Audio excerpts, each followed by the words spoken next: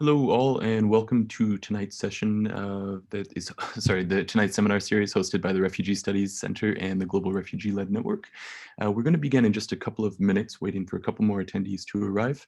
In the meantime, we are going to put a slide up that will give a couple of introductory remarks and comments to help you all orientate yourself to the Zoom webinar. So we'll be back in just a couple of minutes to check in and begin the session.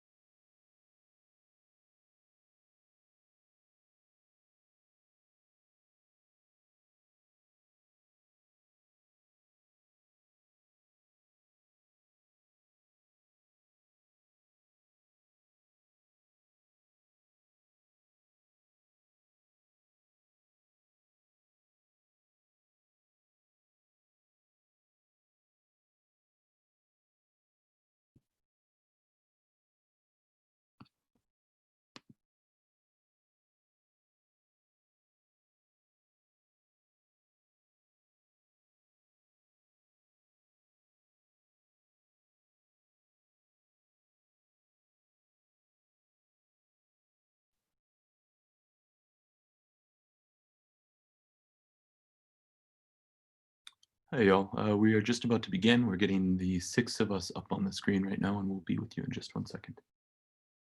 If Robert and Jane Mary can turn on your cameras. And then Annalie, if you wouldn't remind reducing the screen and putting the panelists on.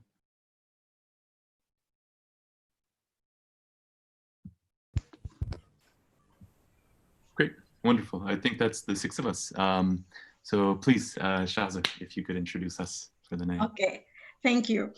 Hello, everyone. Good evening. And I'm really happy that you all with us here. And I am so impressed with this number of attendance that we had in this series seminar. And I hope it will be amazing like last session.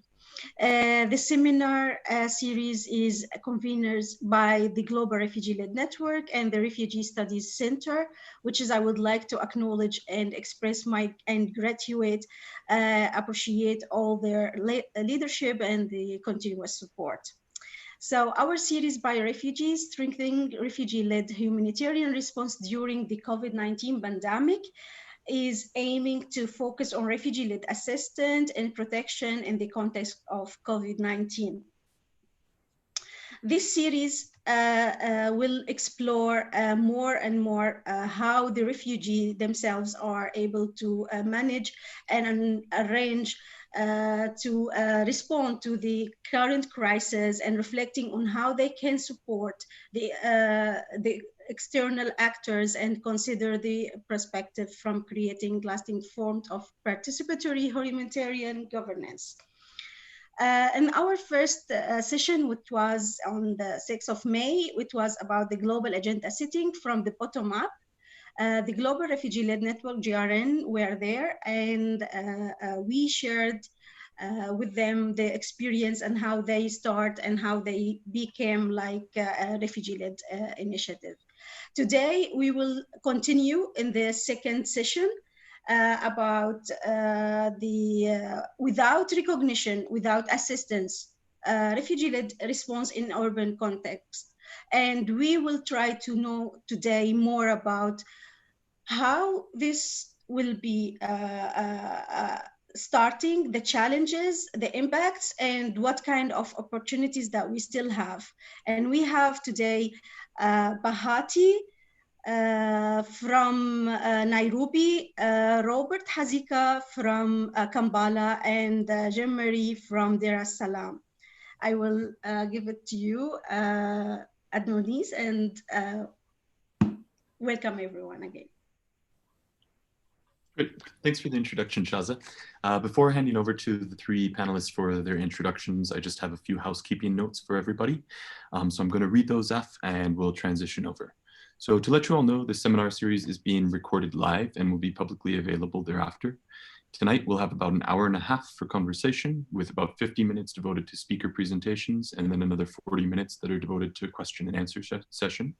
So please, if you will, share your questions and comments in the chat box, which you can access at the bottom of the Zoom screen or on the YouTube live page as well.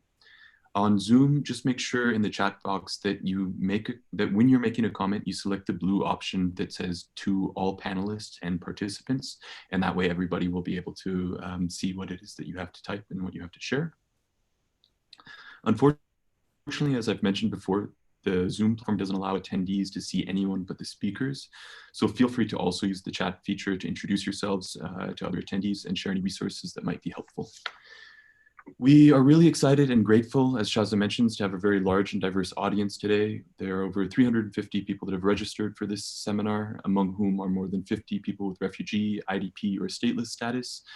They come mostly from East, Central, and the Horn of Africa, but are also based in the US, UK, Canada, Brazil, Japan, and Malaysia. There are many UNHCR staff and UN personnel at New York and Geneva headquarters, but also in country operations throughout Europe, coming from Senegal, South Sudan, Venezuela, Colombia, India, and Afghanistan as well.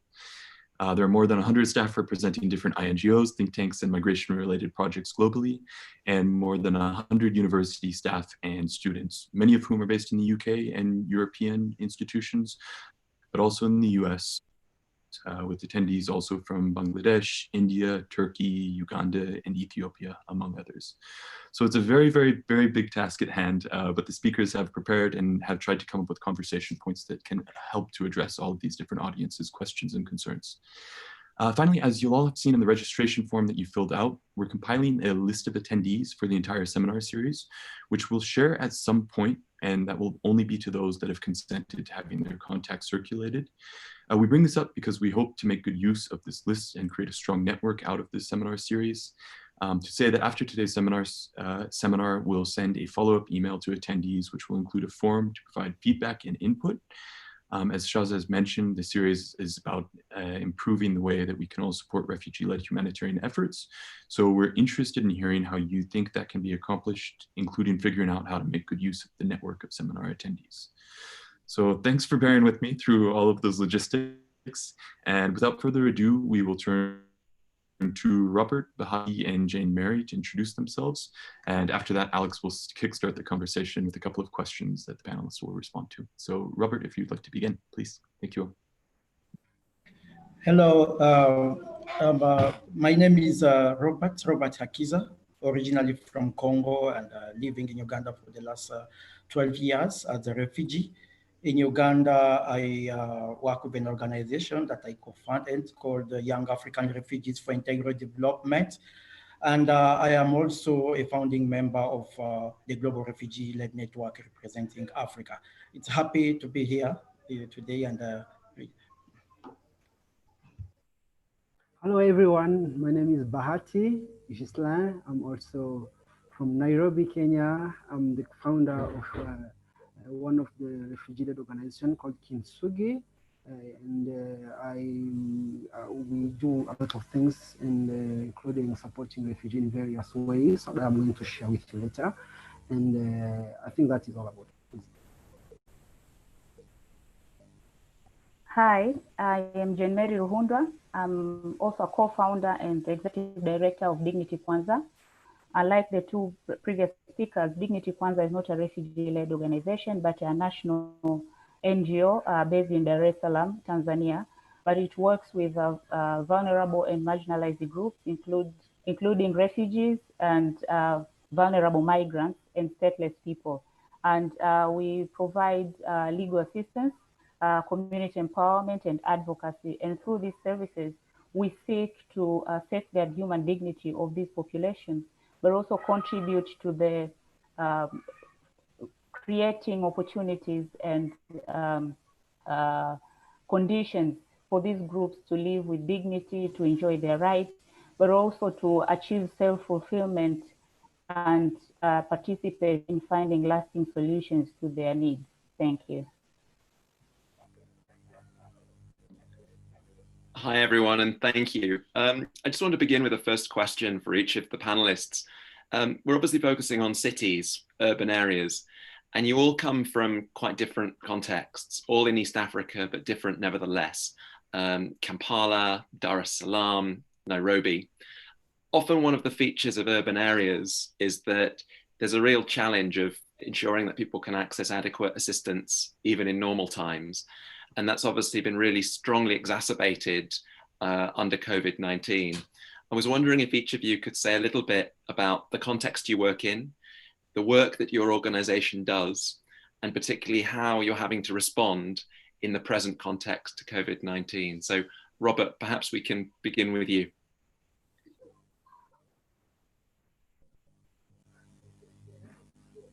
Sorry, thank you so much, Alex. Of course, as I said, my name is Robert, and I am based in Kampala, Uganda. I would love to start by thanking the Refugee Studies Center for organizing this series of seminars. I think it's a great opportunity for people around the world to connect and also to learn from each other, especially in this particular context of situation of COVID-19.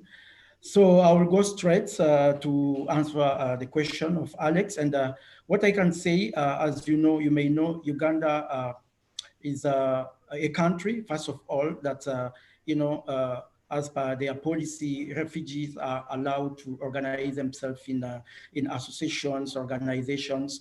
So we have a number of refugee-led organizations that are spread across the country, but also here in Kampala, where I am based. Some of them are just like community-based organizations, and the others, local NGOs, and they are involved in different activities in the way to support their communities wherever they are. So here in Kampala, basically, we're going to see, for instance, most of the organizations, the refugee-led organizations are organized in the refugee-led organizations network that we managed to create some years back.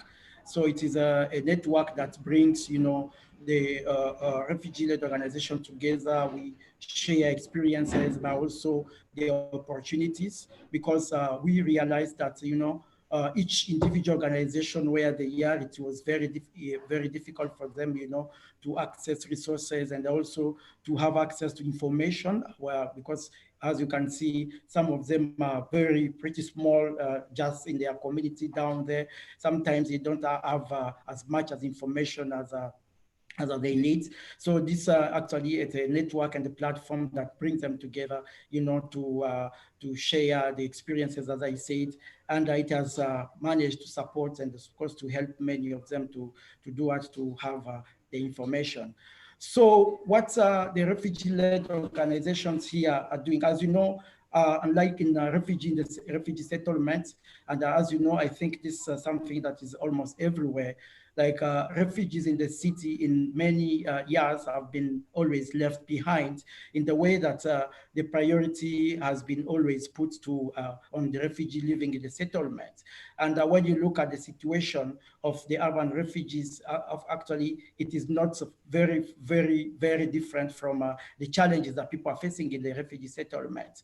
And of course, we had a number of policies and around that say that refugees, wherever they are, they need to access the same opportunities, but in reality, it is not the case. So we've been facing this kind of challenges, the refugee in the settlement, in the refugee in the city, with so many challenges, starting from accessing the basic need and so on.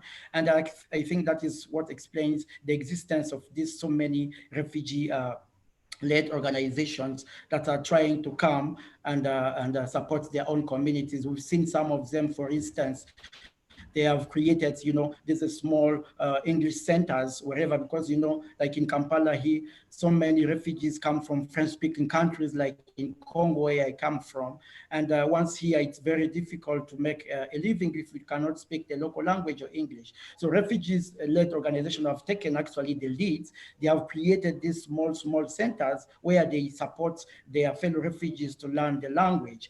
But also we have other activities that are directly providing direct support, like like people who do not have much, like to access the basic needs. The refugee-led organization, have seen many of them mobilizing themselves to get resources wherever they can get, so that they can support a few of the people in their communities that are facing so many challenges. As you can see, of course, they are trying their best. One of the very big challenges that refugee-led organizations have been facing, here it's access to resources. But of course, I understand also, as you know, there is a problem of capacity building, because, many people just come from their community because there is a problem, they want to see solutions. Sometimes they are not as much as able to implement some of the activities, but of course they are trying their best. So the resources has been the major challenge, because accessing resources is really a very, very big challenge, because, first of all, because most of these refugee-led organizations are not recognized, and of course it depends on how exposed you are. Some of them, I say, many of them, they work in down there, where they are not too much connected to the wider, the network across the countries. So what I can say, because we are talking about this particular moment of COVID-19, and as you know, Uganda, as so many other countries, the government has taken the lead in this, and by coming up with the measures that, to protect people to be infected.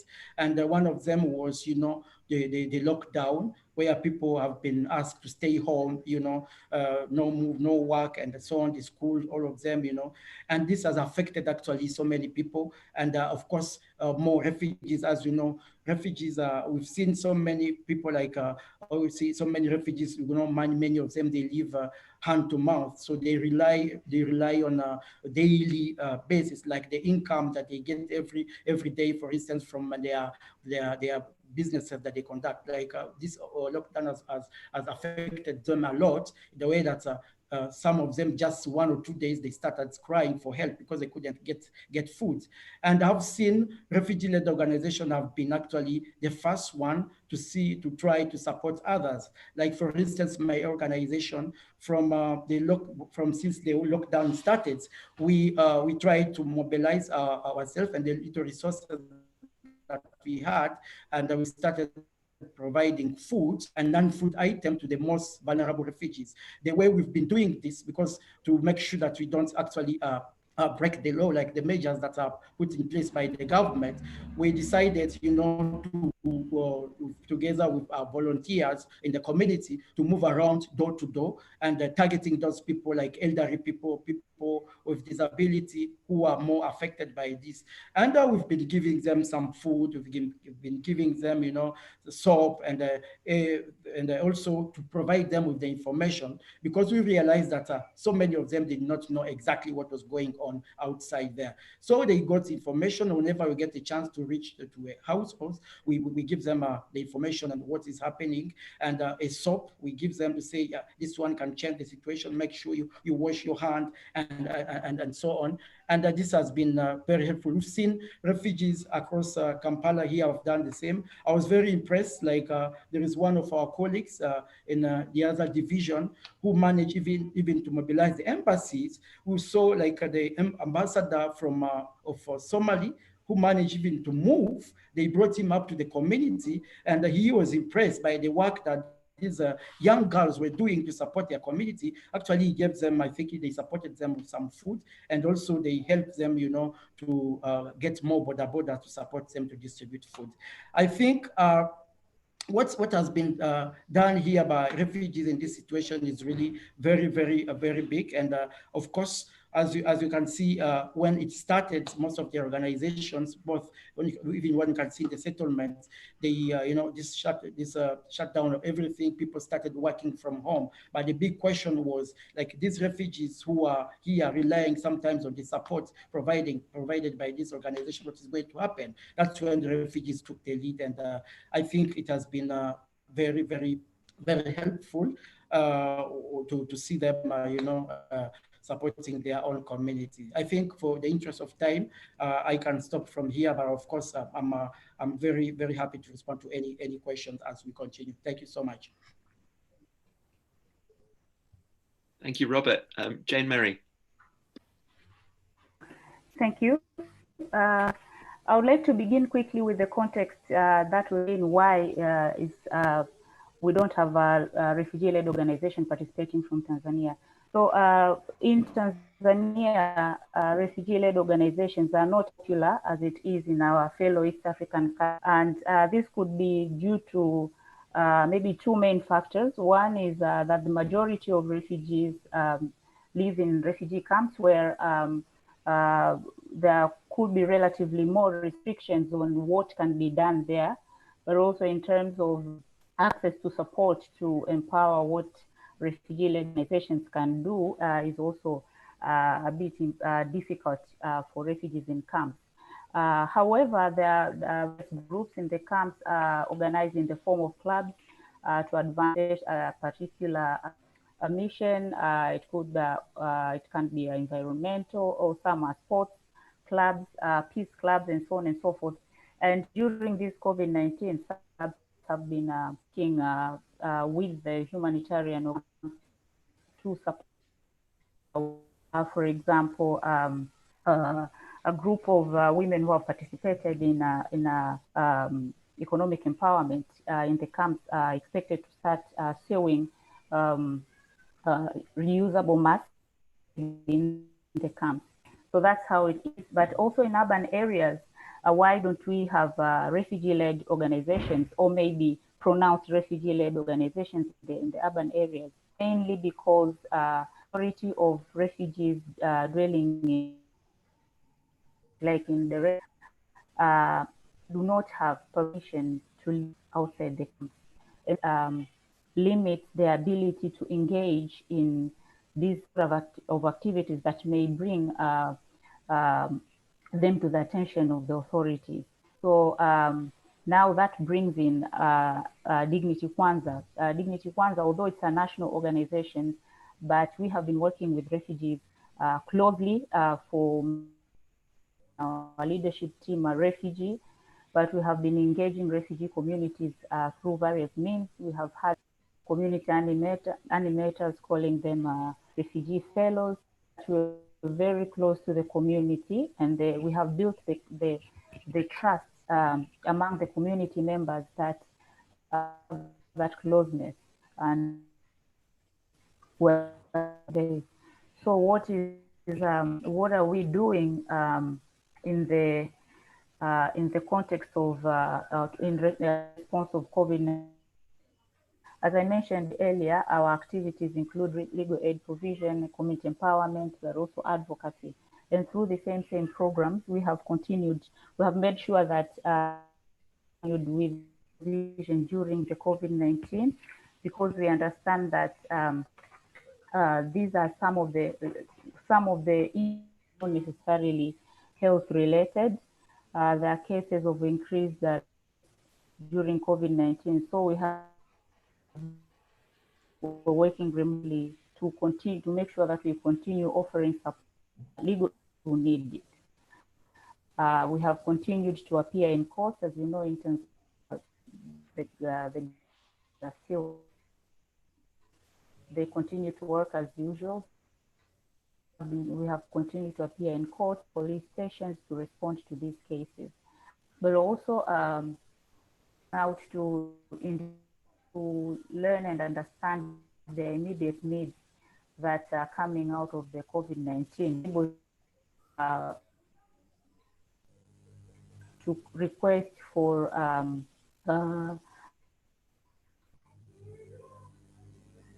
those immediate needs. But we have ensured that refugees in urban areas and become part and parcel to COVID-19. We have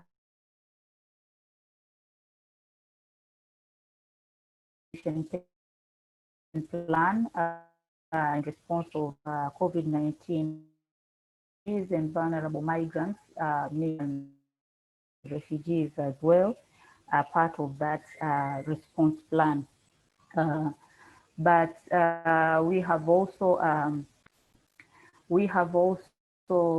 we're also going to soon we're going to start a study on the impact of COVID-19 to refugees, particularly in urban areas. And as part of this study, we have made a point to study also refugee-led responses, because we have seen that the COVID-19 has challenged us as an organization, that we're not able to reach out to all refugees in urban areas. But we know that through their informal groupings that they have in churches, or to support each other. So as an organization, we're trying to map out all initiatives and see how learn their strengths, what they have been able to do without support, but also learn their challenges and see how those challenges can be how they can be supported to overcome those challenges. And for us as an organization, a challenge that I'm seeing, and I'm imagining these are the challenges that refugee-led organizations would face, is one, the capacity to respond to needs timely. And this, for us as an organization, a non-refugee-led organization, but I'm sure it's the same challenge that refugee-led organizations would face. And I didn't mention, but in our work, we have always tried to help refugees or support refugees to come together and work or start groups, support groups.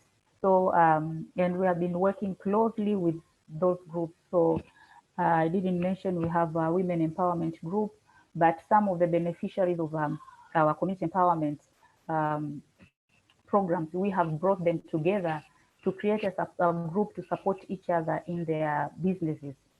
So they kind of give themselves peer-to-peer support. So we are reaching out. We have learned some of the challenges they are facing.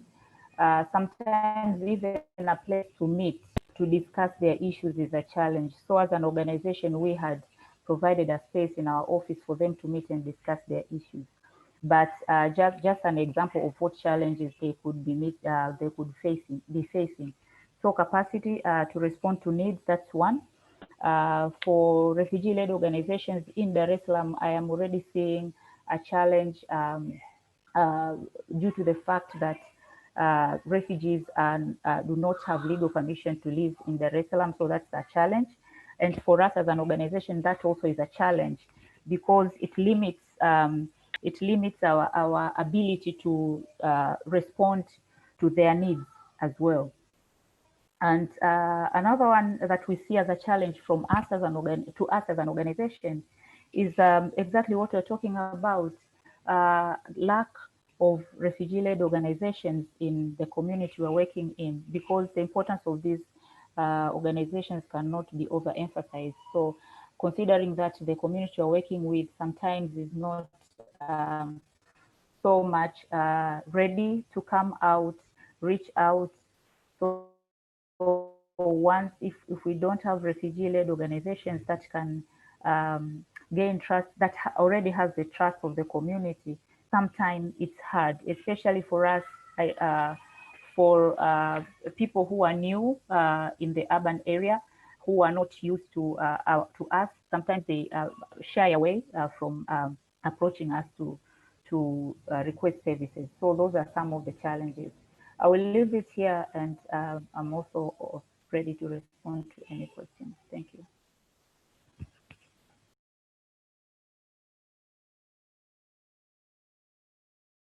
Jane Mary, thank you. It's fascinating to hear about the role that a national organization is playing, creating a link to refugee-led initiatives in a country where refugees are not easily able to establish their own initiatives because of regulation in Dar es Salaam and Tanzania.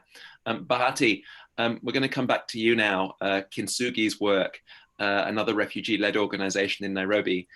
Tell us about the context of the work you're doing and what you're doing to respond to the current situation. Thank you so much for having me in this panel. And like I told you before, I'm a founder of a refugee-led organization called Kintsugi. And I'll first start with telling you what is Kintsugi, because people have been asking me a lot of questions about this. And what is that name, Kintsugi? And people think it's a Swahili name, but it's not a Swahili name. But it's a very cool name. It's a Japanese philosophy and art, the art of special scars. So we, by repairing broken ceramic pottery, can become more defined thanks to the scars. This is the essence of resilience. So it is for human healing. You know, each of us found a way to cope with past trauma and displacement, but the scars from the experiences make each of us more unique and more precious and resilient. So this is why we choose this name. It's so beautiful. You can learn more about it later. So I'll just say this. If coronavirus is terrorizing every system, including powerful governments all over the world, one has to wonder how refugees who for all the years depend on handouts, casual job are coping with this system, because there's no one who is not being affected with this. So I think the refugee will be the very, very most vulnerable. I think people have to think on what should be done and what can people do to really help refugee in this situation. And I'll just talk about the refugee context in an urban setup, like especially in Nairobi. The principle is if you're not able to cater for your living in Nairobi, you need to go and live in the camp. So that makes refugee, mostly those who are living in urban setup, to try to make effort and try to do anything on their own to support themselves. Of course, with support from organization that does a lot, like HIAS, Refugee Point, and DRC, and so many other organizations that support refugee here. But the very most important is refugees have to be self-reliant, because even these organizations do not have enough support to touch to so many refugees who are in urban setup. So I think as Kintsugi, what we basically do is to help refugees. First of all, our role is to help them navigate services. You know, refugee when they come from their country, they are very much disoriented. They have no clue on where even to start with the registration, and so on and so forth. So we work as a center of information to at least help this refugee navigate and know where they should go and get support. We also do what is called capacity building to refugees, whereby we train them and give them skills that's going to enable them to go there and their living. We also we do what's called sport event and different activities that bring the refugees together. And we also have an annual event we call African Refugee Peace Marathon that we do every year. We've done it 2 consecutive years. We were supposed to do it this year in June, and then Corona came in. So we hope maybe if this goes on, we will rethink and continue with the program, because it's one of the activities that you do. We also have established some English centers, because we thought that language barrier is one of the big components that prevent a lot of refugees from making it in a country like Kenya, where Swahili and English are the only spoken language. Like Robert has explained to it, most refugees are struggling in that, because, and then so we have English center, and then we've been getting support from GIZ to be able to establish those centers within different areas. So Kintsugi have access to around 1,000 refugees, And then this refugee contribute 100 Kenyan shillings. That is equivalent to $1 every month. These are active members of our organization. This is the money we normally do to do our activity. We do not get any support from anybody. We've tried it very hard, but you know, it's very complicated. But with that, we've been able to support. So if I go immediately to what is happening currently, when this pandemic started, refugees were confused because, you know, most of them, they are relying on a solidarity, on them being together, calling each other, supporting each other, pushing each other. Now that everyone has to stick in their house, I think this was a very complicated situation to many refugees, that even the numbers that, like myself, I call every refugee vulnerable. So, and because you are in the community, it was very simple for refugees to access us. So we are the only vulnerable organization that were active at that particular moment, because maybe we were just close to them and everything was happening in the community. So they started coming to us, asking for support. Thank God that we had created a very good relationship with the Kenyan community, that even some Kenyan were bringing food to our offices to help us support refugees. And I think this is a very thing that we are very appreciated about. We also got some support from one of the refugees who are resettled, who are out of Kenya, like they're in UK, Canada. They've been sending some money to our kitty to be able to support refugees. We also got some money from Nairobi Kids Foundation. This is a Bethel Church in the Netherlands. They learned about what we are doing from the refugees who have been resettled there. So they were able to send us some money, and then we were able to start feeding. So what we are currently doing is distributing food. We're also distributing sanitizers and soaps to refugees. And but you know, we are supporting little number compared to what we should do if you could have significant support from anybody who would think that what you're doing is significant. And with the situation now that people are not even able to move very far, to go very far, I think refugee organizations are becoming very crucial, are becoming very important, that they are going to play a very big role, and they are playing a very good role with little resources. And sometimes people don't even know what they're doing, because it's very hard. So you see, like in Kenya, there's a lot of organizations that does so many things, and it's very hard for a small organization like my organization to amplify your voice into all those crowding of very high organizations to be able even to acquire for any support. But we've been we discovered something also I want to put to your attention, that a lot of refugees don't have access to technology. Like they don't have mobile phones, some don't have even TV. And all this crucial information about COVID-19 are being broadcast on TVs and even social media. So we were wondering about how about this refugee who cannot even read, who don't understand Swahili or English, how will they do? So we created a center, an information center, where we have our people who call refugees using their phone number, to just call them randomly to try to find out what is happening. Because I believe that being alone in your house may even lead to the hopelessness that we don't, and which can even lead to the event that you had that happened to one of the refugees from Uganda who killed himself recently here in Kenya. I believe most of you have this information. So we believe that refugees need to know that some people are there and thinking about them. And mostly what we do is to call them to find out on how they are coping.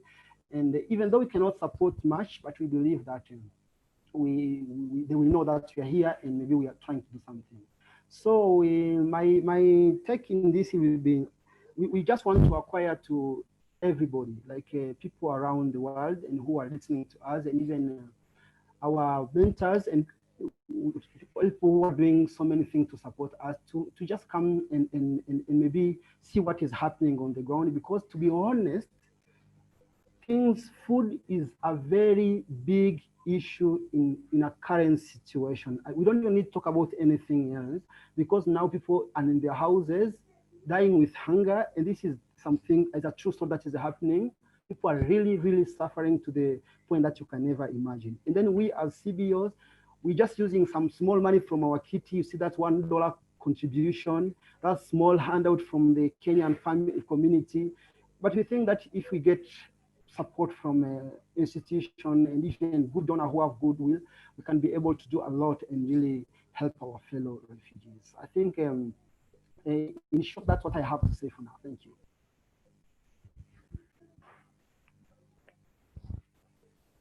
So thanks for all of those reflections and introductions all. While you've been speaking, there have been a lot of questions, and we're going to transition into the Q&A in a little bit. But before Shaza asks a question to pose for a second round of comments and input from you all, I wanted to ask a question that sort of sets that up and feeds off a couple of the comments from folks that have been operating in the chat. So Jake Watson asks a question about religious organizations and the role that they're playing during the COVID pandemic in urban settings. And Aladdin Abakar is also asking, where is UNHCR in the response in the urban context? This is something also that Lillian brings up in Ethiopia, who says that refugees in urban settings are expected to be self-reliant. And if they cannot be self-reliant, if they can't provide for themselves economically, are they going to go back to the camps? So the question here for you all is what is distinct about urban-based refugee-led organizations as compared to these organizations? Where are the faith-based organizations? Where is UNHCR? Where are the national NGOs that aren't Dignity Kwanzaa in Tanzania, for instance? So if you can help us understand what is special about RLOs in specific, that would be great.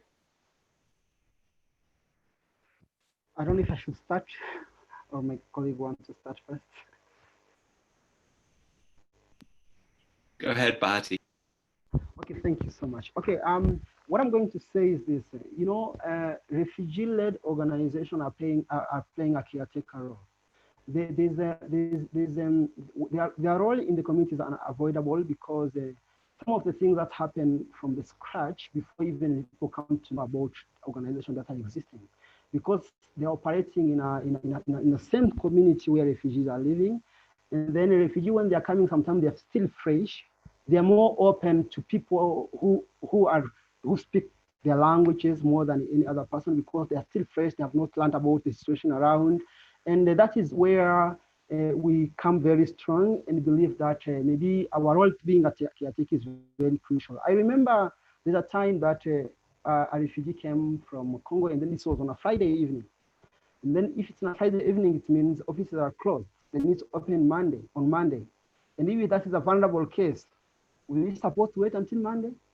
So I think that's where a refugee organization takes lead and at least try to maintain that client until Monday, when to be able to direct them where they're supposed to get support. I also think that what we basically do is, sometimes it's very simple for we refugees to try to understand what is really happening because we are refugees ourselves. When people are telling something, we don't need to go through training and understanding because when someone tells me about hunger, I know hunger because I've been hungry for several days and I know what hunger means. So I don't need a lot of explanation, so many other things for my fellow refugee to tell me what is this all about. I think there's something that we understand, and if we work in collaboration, if you are being considered as a good partner with the big organization, are going to play a very key role to really support them, even support our fellow refugees. I also think that basically what is happening in a refugee context, sometimes things are very quick and there is quick responses. And for us, we work together with the community, and our power is very strong, especially when working with the community. And then also working with the local community also makes us feel very comfortable. Like I told you, a history of a Kenyan who brought food in our office. That's a very good sign that even Kenya are empathizing with us. I think this is all the thing that I can applaud the refugee organization what they're doing. So that's what I have to say for now. Thank you. Does anybody else want to sort of what is distinct between RLOs and, for instance, UNHCR or other INGOs in the response right now? Yeah, if I could, sorry. Go ahead, Robert. Go ahead. Yeah, if I can jump in, since we are talking about churches and the UNHCR, and of course, in this particular moment, as you know, for instance, the churches, I can say that they have been also affected in this current situation, because if I remember here in Uganda, well, the first measures that were taken by the government was to shut down the churches and the schools. That means people could no longer gather in the churches and so on. And you can see what happens.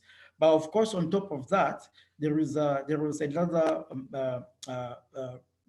measure taken by the government that prevented actually anyone else to distribute food or food to people apart from the government. So everyone who was supposed to support was supposed to channel, all the support through the office of Prime Minister, because that's the only one that was supposed to do this. As you know, we've seen, for instance, the government moving around distributing food, but of course, I know some of the refugees benefited from this food, but of course, we have a big number of them who did not receive the food. And that is where, of course, even before the government started distributing food, like my organization had already started distributing food.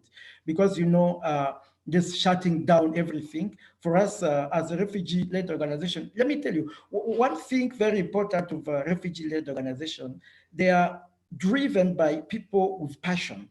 People normally just come because they want to see changes in their community. People want to support.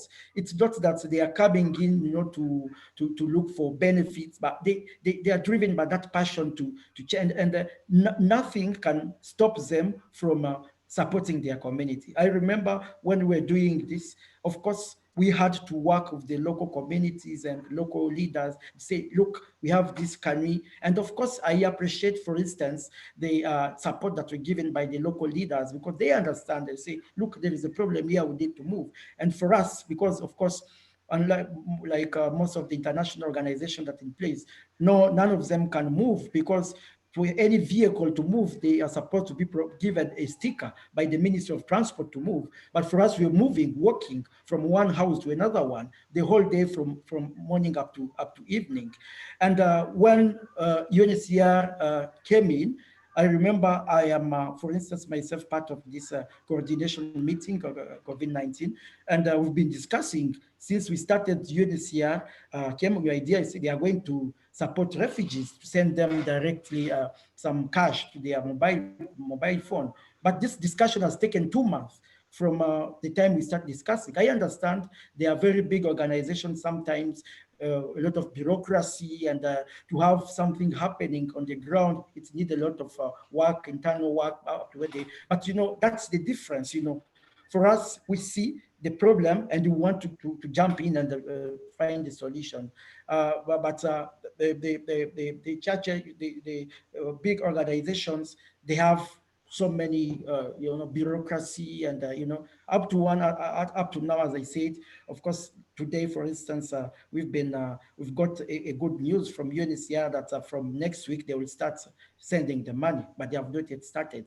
And you can see how long it has taken, 2 months from the time we started discussing. And you remember, this is a life-saving situation, emergency situation. People are crying for help. People need to get food.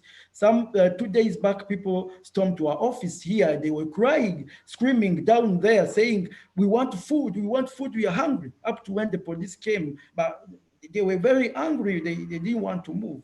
So I think that's what I can say. I don't know whether I've responded to your question. Yeah, thank you. And if I can quickly add, at least what I'm seeing here, it's a collective effort. It's not mutually exclusive. So all these other actors also have a role to play, and they're trying as much as possible.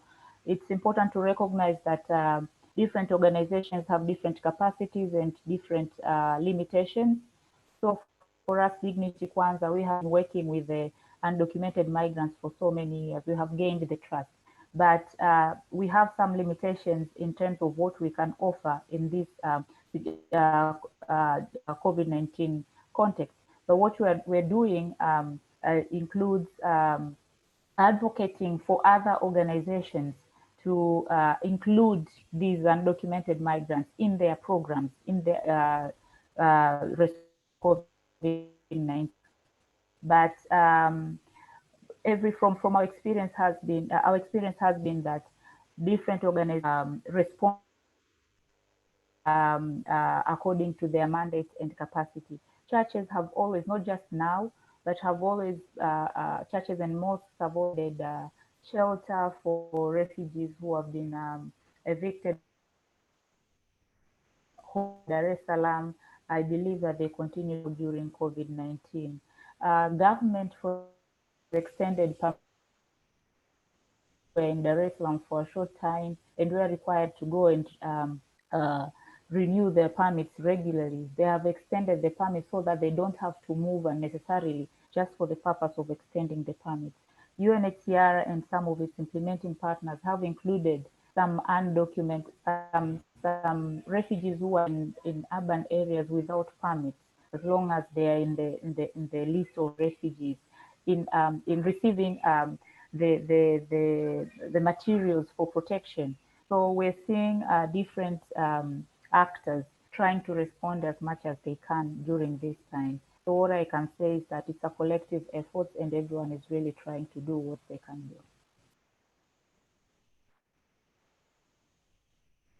Thank you, Jean-Marie. And I will start from what you are already ended in. It's not a one-side work, it's a collective work, and one hand cannot clap alone. So since we heard from you about the efforts and the successful stories and the challenges already that the refugee-led organization are facing in general, I would like to ask all of you for the other agenda item, the second agenda items in our agenda, to talk about more the solutions and how we see the role of the other actors in supporting refugee-led organization. What kind of asks or opportunity we see and how we can go from this one perspective to the whole society approach and supporting each other. I will give you the floor for the second round. So we will start again with Robert.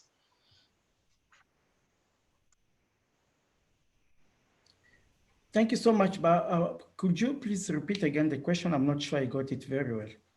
Okay, the question, if I can say it in other words, like what is the practical steps that the other actors can do to support the work of the refugee-led organization?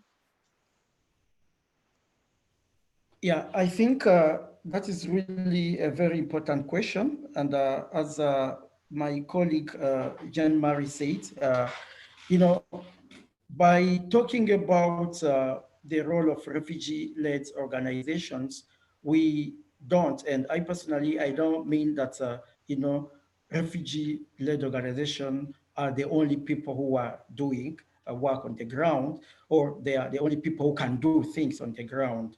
Of course, what we are trying just to emphasize on, say, we need to come together, we need to work together. As also she said, it's a collective effort. Like I'm happy to see, like nowadays, all the people are coming together to discuss about how can we come together to support. And of course, the major challenge, as I said in my previous question, how quick are we able to respond to this particular challenge that people are facing? I think that's where we are having a challenge. Like even when you're talking about UNHCR and stuff, we don't say that UNHCR does not want to support. As you know, at the organization level, their policies sometimes are not, they do not allow them to come as quick as they could to support. That's where we have this challenge. And that's where we think the refugee-led organization can fill the gap. We can fill the gap. Like, for instance, I've seen in this coordination meeting whereby someone is saying, oh, like me, I have a sticker for my car, or me, I have food, and as an organization, I have food. If I can use your car because you have a sticker so that you can support people on the other side, that is how people are supposed to work. And of course, what I can say as far as the support from donors and staff is concerned, I think it is this is the right moment that donors and the supporters and need to rethink the way they are giving this kind of fund. I think we need to find a way that this fund can be used to support both the refugee-led organization and other organizations by them coming together. Like for refugee-led organization who are more on the ground, how can they work with this big organization to make sure that all the people here are supported and are safe, because they understand better the context, they understand the situation, and they are very fast and it's easy for them to act. You know, I think that's what I can say. Thank you. Yeah. Yeah. What I can add from what Robert has shared is, I think it's on the title of our seminar today, recognition.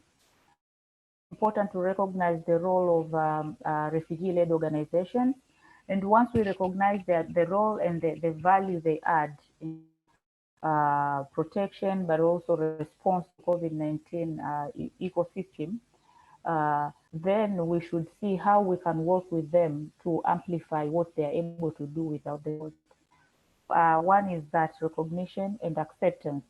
And then we come to what else we can do. They have mentioned, we have heard resources is the biggest challenge. So how can we find means to give them they need? How can we navigate around the barriers to giving resources to organizations? What are the challenges that we are seeing?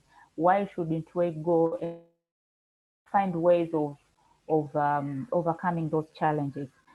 So that is just a general suggestion. But as far as the COVID-19 response is concerned, this needs a very quick decision.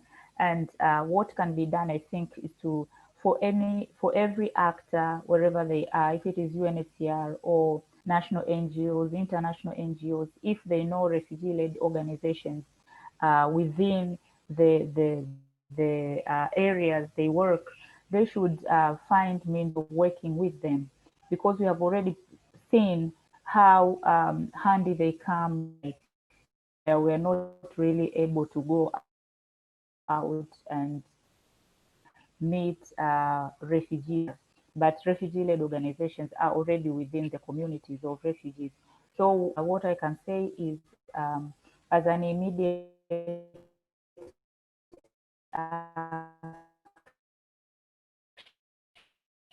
is for work with refugee-led organizations that are around where they're working, and also to support others that are ready to respond to COVID-19, to offer their time and resources to respond to COVID-19, to link refugee-led organizations with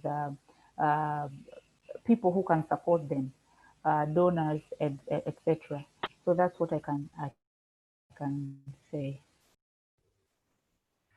Okay, I will also say that this is time to be inclusive, but this is very, if there's a time that we maybe want to work together and to be very, not to be exclusive, but to be inclusive, is the time like this. And I believe that empowering refugee organization is empowering refugees themselves, which I think is going to play a very good role for all of us, because I believe that if there can be something about, let's say, okay, we know our boundaries, we know what we are supposed to do, we know what the gaps that you can fill, because the reason why refugee-led organizations have been seeing like doing a lot in the community, just they are filling gaps. That's why they are. And trust me, there's always gaps. There have been gaps, because gaps is a link between big organization and the community. So I think that is the bigger role of refugee-led organization. And I think being a bridge is not an issue, it's even an opportunity. So for me, I think we can really be a very great bridge, and we can really work together, and they can empower us in the name of refugee. I also want to say this maybe to the attention of people who are listening. Sooner or later, some of us are going to go back to our country, and no one is not going to be a refugee forever. I think it will be very important for us to be mentored, and even and if you want to show the world that refugees are important, I think it needs to start with people who support refugees, because If I come to your house and you're a parent, you don't trust your own child, but you want me to trust your child, that will be very weird. I think this is what organizations need to do. They need to trust us. They need to work with us to show the whole world that refugees are trustworthy people and they can be trusted. Because if they don't trust us, no one else is going to trust us. Thank you. Thank you very much, all three of you, for those perspectives. This has already been a very rich conversation. We've heard a lot about the vital services that refugee-led organizations are providing, particularly in terms of food assistance and non-food items, despite huge restrictions, not just in terms of resources, but in terms of government regulation and the measures that governments have adopted, particularly around lockdown. We've heard a huge number of creative ideas, particularly about the role that national organizations like Dignity Kwanza are playing in Tanzania to facilitate and support the emergence of refugee-led organizations in terms of the mapping study, in terms of raising awareness about the role of organizations, mentorship. And we've also heard really strong arguments about what's specific and unique about RLOs, their ability to fill gaps, as Bahati said, their ability to be a bridge to communities, to have trust and legitimacy. And I think the other thing I heard really strongly was the willingness to work collaboratively with others, that it's not about one type of organization being the only type of organization, but RLOs having a particular role to play alongside national NGOs, alongside other organizations, and trying to work together. So I think it's been really rich already. We're now going to move to the Q&A, and me, Shaza and Denis will try to articulate some of the questions that have been raised in the chat box by all of you who are listening from home. And I'll start with a question that's from Lucy Kiyama of HIAS, and it reflects a question that a number of people are interested in, which is about resources and funding. And it's mainly directed, I think, to Robert and Bahati, and it's where does the money come from? How are you getting resources at the moment? Is it crowdfunding? Are you getting support from particular organizations? Are you getting more resources now? So there's a real interest, I think, in you explaining a little bit more about where your current resources come from. Robert, perhaps you could start.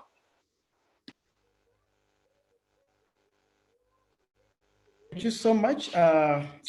I think as we're talking about resources, I would like to say that, of course, this has been a very big challenge, and it's a very big challenge to most of the refugee-led organizations.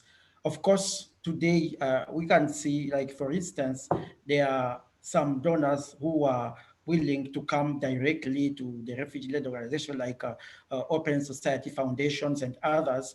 They are willing, they have shown their willingness to come directly and support refugee-led organizations. But how many of them are getting this kind of support? Like, if I can give the example of my organization, it took us, I think, more than 5 years to get the very first fund, and you can understand how it means operate in 5 years without getting support, without getting funding. And the big question, of course, as I was saying, where do these resources come from? I think something that people need to understand, I think, since we are working with the community, most of the refugee organizations are getting a lot of support from the community itself. And this support, it doesn't mean just to get fund or money. I think it makes things better when you see someone coming up with an idea that is supported, it is bought directly by the community, coming and start trying to support and see, we want to see this going on. So we have been, for instance, in this particular moment, of course, on top of the proposals that we've been writing and sent here and there, I can say, for instance, my organization, I can say we are a little bit like we've been part of this big consortium that is funded by American Bureau of Population and Migration, BPRM, where we have IRC, which is a leading organization. We have Mercy Corps, Urban Refugees, who are also playing a very big role in building the capacities of the refugee-led organizations. And we've been allowed, for instance, by the donors to come up with budget specifically for this particular moment.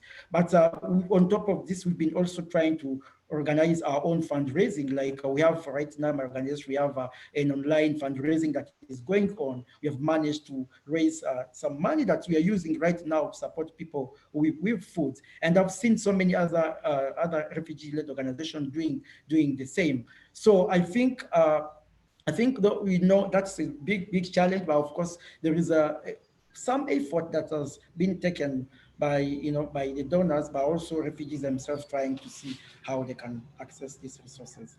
That's what I can say. Thank you. In Kintsugi, we get our strong support come from refugees themselves. Like I told you before that we have access to at least 1,000 refugees who are our members from the Somali community, Congolese community, Rwandese community, Burundian community, Ethiopian community. So we come together, like everyone give a $1, $1 every month as a voluntary members contribution. That's our main income. But we've also been getting some direct funding from GIZ. They were very helpful when we were trying to, with our English classes, that ones who have been giving us money. And another support we get it from just refugees who have been resettled. They're out of the country. So basically, those supports are very little, but if you can see what they do are so many. And I believe that we can do better if we get more support.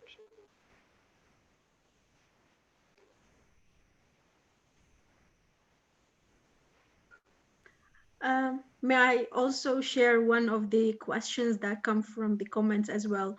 It's from Barbara, and it's about how can we advocate more strongly at the global level that donors operationals the grand bargain commitment to fund the RLOs directly.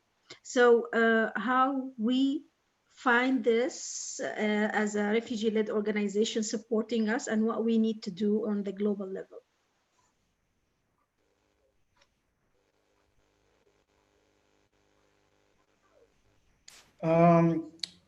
Sorry, I don't know. So what I can say to that question, I think that is also a very nice question. Like for instance, we have right now this very big network of the global refugee-led network. I've seen where I am part, and so many other refugee-led organization and network across the globe, all the 6 regions. I think this is a very good platform because we've seen so many issues that have been discussed here at the local level that has been brought now up to the Global Refugee Forum, and I think that is something very important, that we need to recognize the efforts that refugees themselves are doing, to try to bring some of these issues up to the global level in Geneva, in New York, wherever these big decisions are taken. But I think also, as I said, again, this is a collective effort. I think this is the moment that we need everyone to get involved in this, the private sectors and everyone to come together so that we can push for this. Because this issue of migration and the refugees, as you can see, it's growing every day, and none of us know actually when this situation. Actually, we are recording more and more people who become refugees every day, and I think it needs more a collective effort, and everyone should. Try to bring in something so that we make sure that these issues that most of the refugees are facing around the globe are getting solutions. Thank you.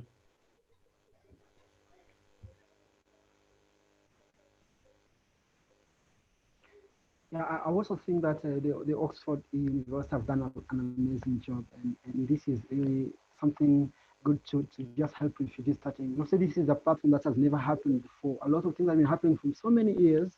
Robert and so many other people have been doing things for several years, but we start seeing them talking about what they're doing in a platform like this just in a few years. So I think having a platform like this, and let refugee be there.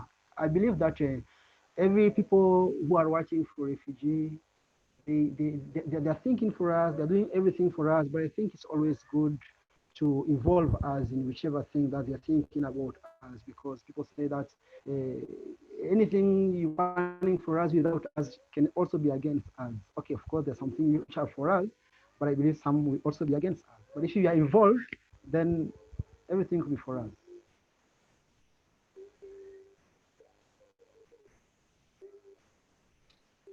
Thanks, all. I wanted to build off that with a related question that's come in from Edmund Page, who works at the Xavier Project in both in Nairobi and in Kampala. He asks, sort of in relation to funding, this question about partnership. So what more could be done during COVID and beyond to ensure that other parties treat partnerships with ROLs as exactly that, a real partnership and not simply an opportunity for subcontracting or worse, recruiting RLOs to carry out risky or impossibly challenging work, as is the case in a lot of these urban contexts right now. I wonder actually if we can start with you, Shaza, because last seminar, you and your colleagues at GRN spoke about this question about partnership and what constitutes very genuine, authentic partnership at the global level. So maybe if you have some introductory remarks before we then go into the city-specific context with the three current panelists. Yeah, thank you, Andonis. Yes, we always ask to be seen as a partner, not as a receiver or passive, roles or body. So why the partnership is important? Because it gives us an equal role. Like if we are going to work on something, we had a voice to be listened, to be heard. It's about being a part of the planning, for example, part of the after, like planning, organizing, and implementing, and even sometimes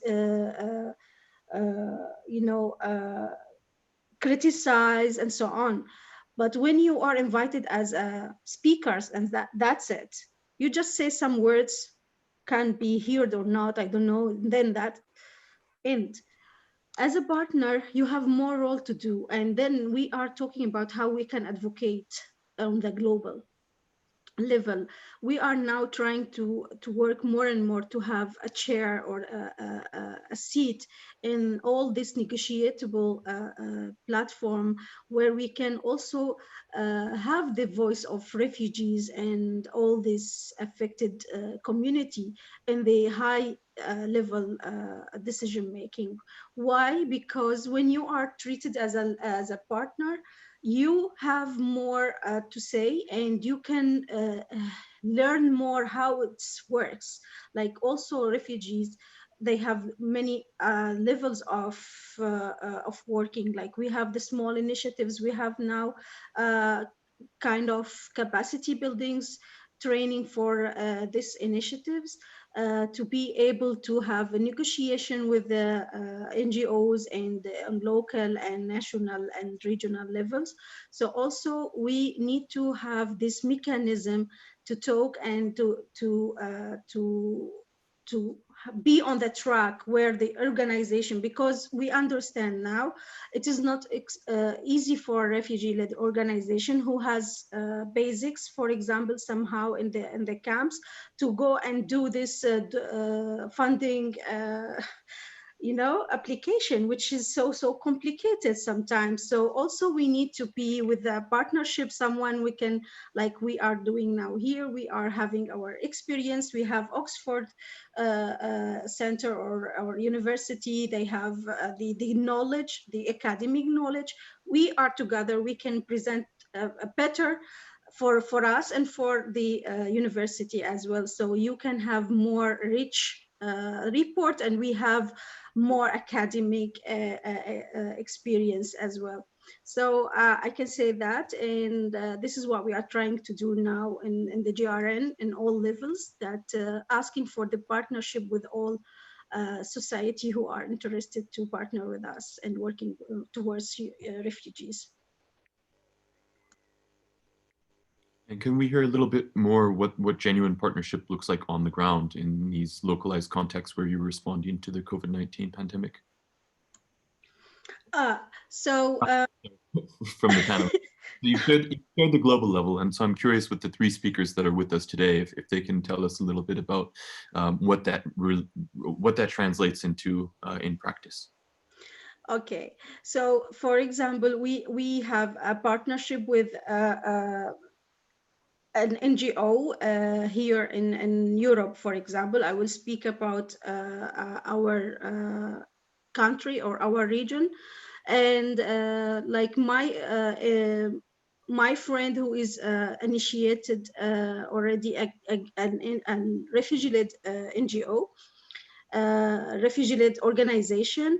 He go and talk to the community and the municipality here in his area, and they talk together how they can support both sides. So they support the refugees and they support also the host communities, because there is a lot of elderly are not able to go and do the shopping. There is some families with the children, which is not easy. So what they did, there is a lot of refugee in this initiative are able to go. They are young. They have nothing to do so far. There is no work for them. So what they did, they tried to go and have and support the refugees and the host community who need support. And this comes from the government, which is the municipality, and the refugee themselves. So in this way, both community are happy with the result. The refugee were treated in a dignity. At least they are acknowledged by the government that they did something, and also the work were facilitate, because you know every time when you want to do something, it's not easy for refugees. Somehow they are not sometimes allowed to work or allowed to do something. But when we have this partnership, maybe they can do the part that we are prevented from, and we can do other part, like we can help by data, we can help by information, and they can help by resources. So this is how we need to be working together.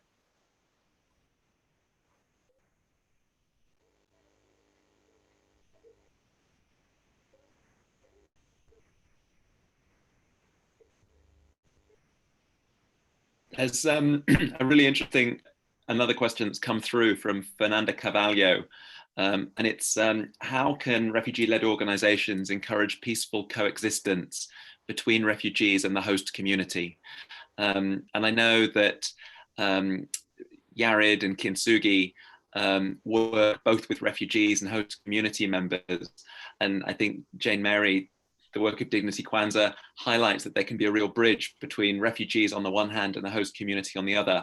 But it'd be very interesting to hear how you work with host community members and how you try to create that social cohesion between refugees and hosts. Perhaps, Robert, you'd like to begin with that, because I know from having seen Yared's programs how you also try to support diverse groups within the community, including Ugandans.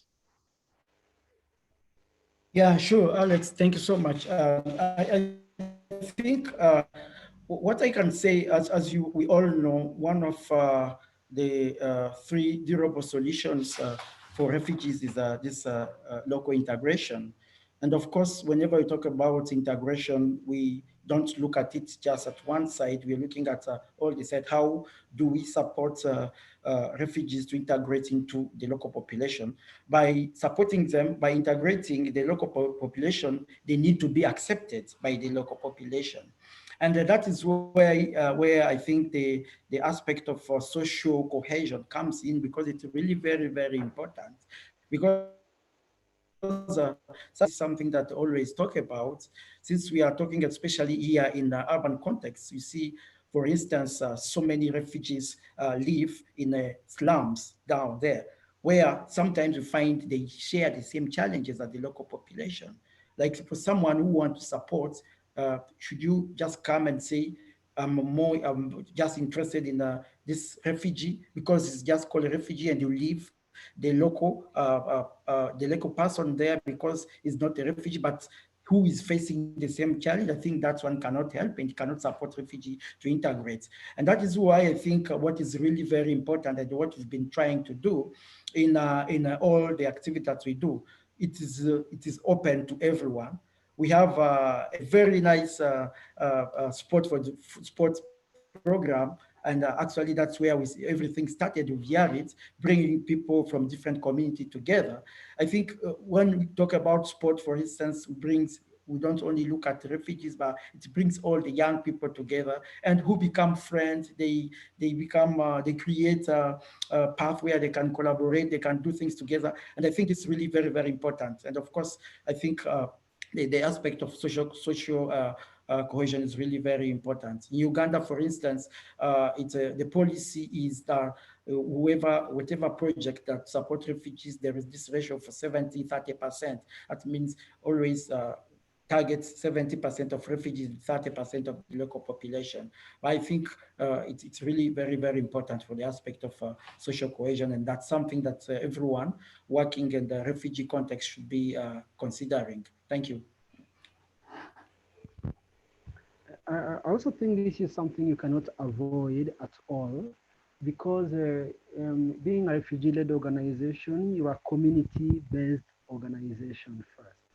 So when you're a community-based, you look at everything around you, because remember, these people are our neighbors, they are our friends. If you've been like myself, if I've been here for over 11 years, how can you explain that I can live with someone for 11 years and there's still a difference between me and that person? So what we basically do, like in Kintsugi and with all other CBOs that are operating in Kenya, is to try to bring these people together, to try to create a harmony, because poverty is poverty and hunger is hunger. And you cannot just give food to one door and skip another, especially in this program. That's why we also support Kenyan not to create our own world, because at the end of it, we are fighting for possible local integration, possible. If we are fighting for possible local integration for refugees, I think this is the first step that people should take. So basically, that I also mentioned about African Refugee Peace Marathon organized. You know, Kenyans are very professional athletes all over the world. So we thought that if Kenyans are good runners, can we go and run with them? So we invite them every year and we meet at a place. Of course, they beat us every time, but we feel happy to be with them. When we are running with them, we feel okay and we feel together. That makes us feel continue to create harmony between the local community and the refugee community. And that is very safe for refugees. Yeah. If I can add to that,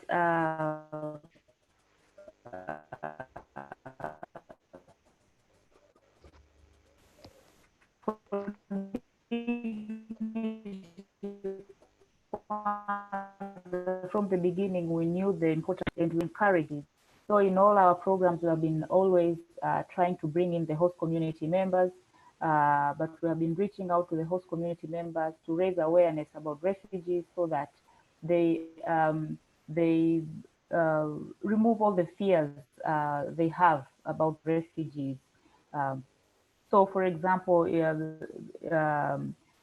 we had what we called Good Neighbors Award, where we awarded members of the host communities who were nominated by refugees as people who have helped them to survive in the urban areas.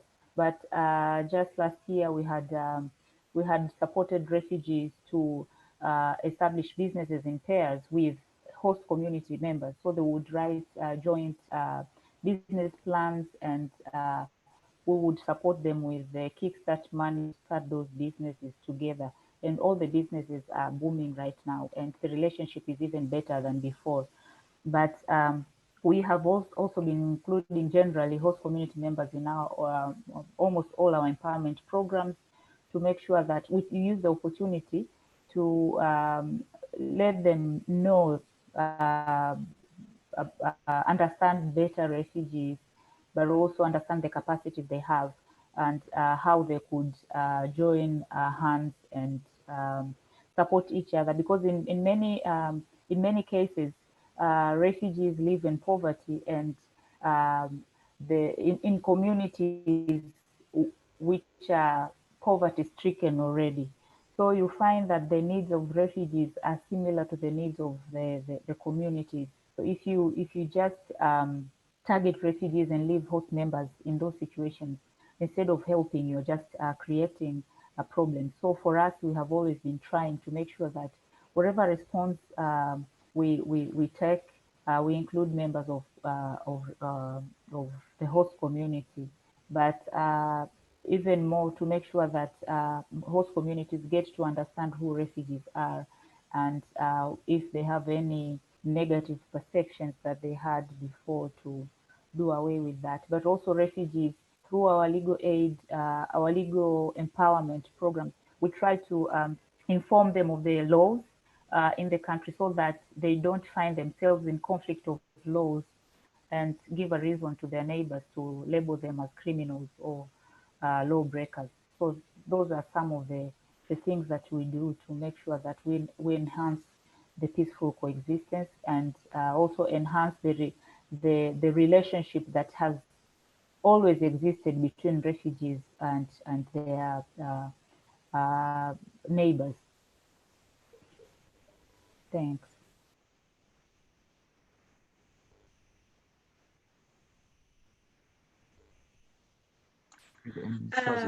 Yeah, I'm sorry.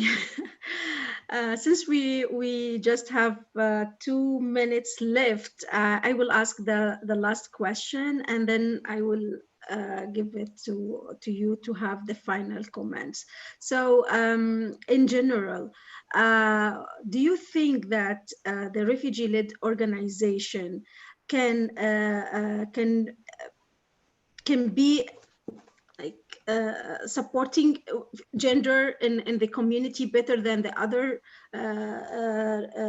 organization, bearing in mind the culture stuff? Like maybe there is some cultural differences between the countries and NGOs somehow. So how women can be treated within the refugee-led organization, refugee-led organization.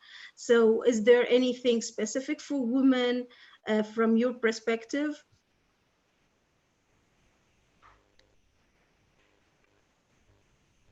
First of all, I can say, since we are talking about refugee-led organizations, I know we have, I've seen so many women refugee-led organizations. We have many of them here in Uganda who are actually even part of our networks. We sit together and discuss together. Of course, when you talk about the aspect of gender, you know, this is something that's, of course, cut across. Of course, we for instance, at YARED, we have a women empowerment project.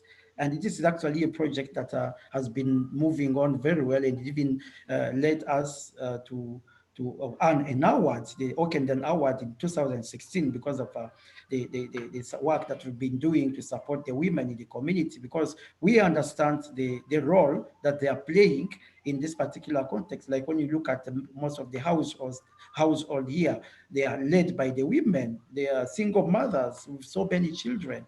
I think when we come in and to support, we need to focus more in this category of people, but not only to look at them like in the way they can receive support, but also need to support, to empower them so that they can be at the position where they can take decision. They can also, be at the position of bringing change in their respective communities. I think that's really very, very important. Yeah.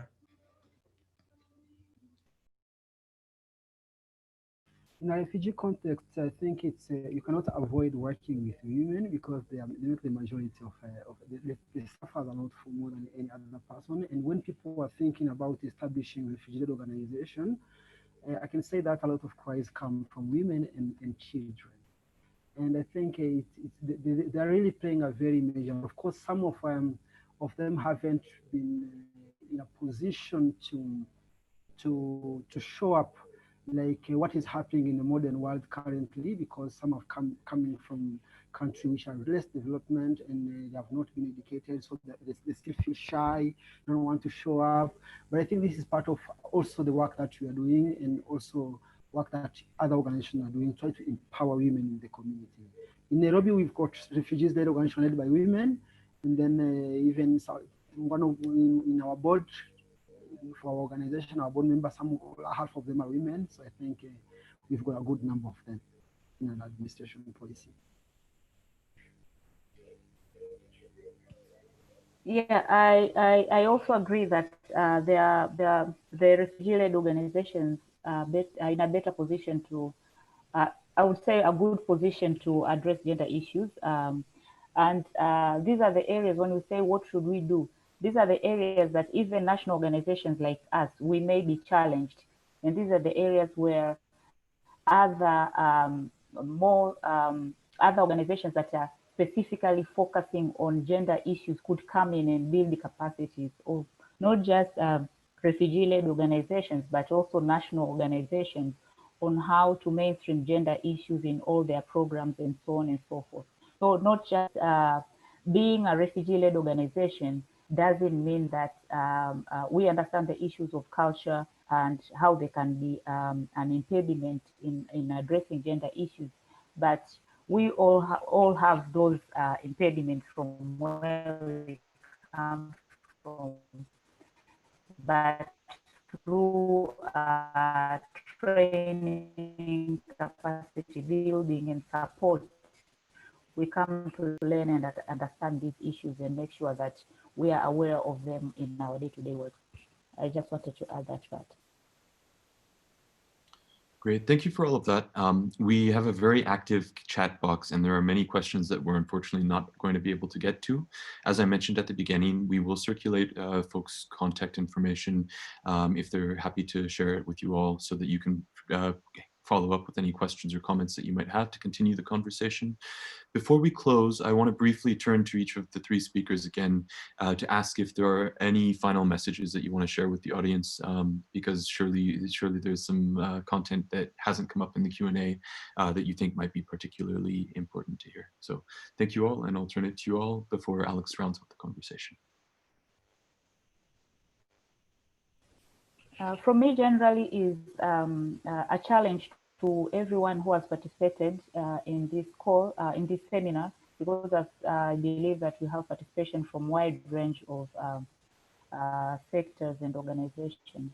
To take this as a challenge and to learn from how COVID-19 has challenged us, to appreciate the role of refugee-led organizations and to see how we can strengthen what they have already been able to do with little or no support at all, and to make sure that they become even stronger and in a better position to do even more than what they can do now.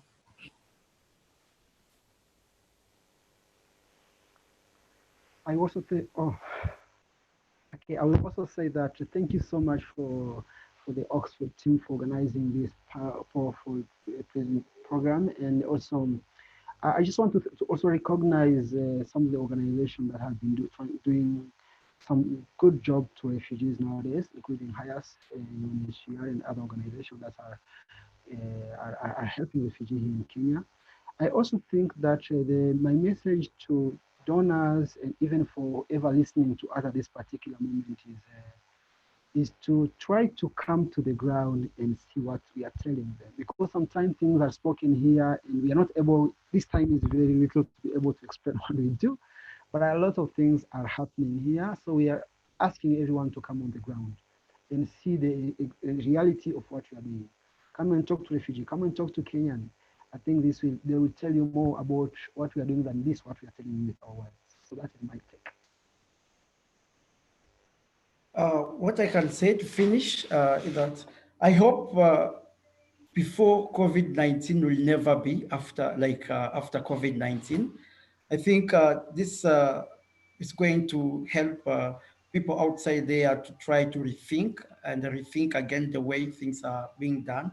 And as a refugee-led organization, we hope that we're going to be more at the position of a partnership and working together with all other actors so that we can make the world a better place to live for everyone.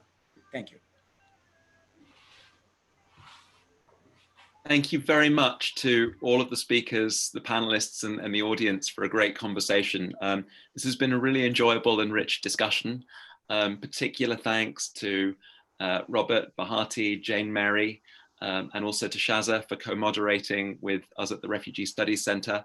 This has been really insightful. I think we haven't got through all of the questions asked in the chat box, but we've got through a lot of them and had, I think, some really rich responses to them. I also want to thank everyone in the audience for joining us. Between the Zoom conversation and YouTube, we've had over 200 people join us, which I think highlights what an important issue this is for so many people around the world. As Andoni said at the start, we've had people from every corner of the world, different types of organization representatives, academics, practitioners, policymakers.